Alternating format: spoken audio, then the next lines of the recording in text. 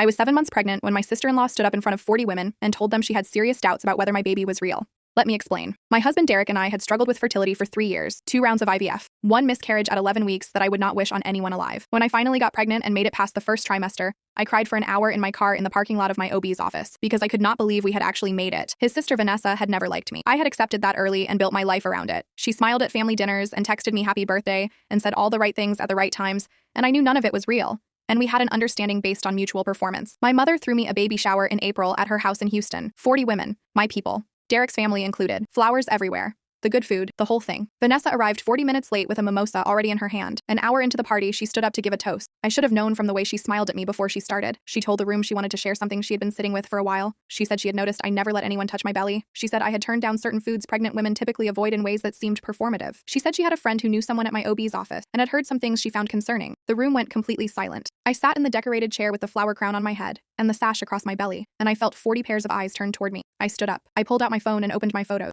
I walked to the center of the room and connected my phone to my mother's television and showed every single ultrasound photo from every single appointment starting from 6 weeks. Dates on every image, my name on every image. I showed the video from our 20-week anatomy scan with sound. You could hear the heartbeat. You could see him moving. Then I sat back down. The room stayed quiet for about 5 seconds. Then my aunt started clapping and everyone followed, and Vanessa stood there with her mimosa and nowhere to put herself. She tried to apologize to me in the kitchen 20 minutes later, said she had just been concerned, said she hoped I understood. I looked at her and said very quietly that I had spent 3 years and 2 rounds of IVF and 1 devastating loss to get to this baby shower.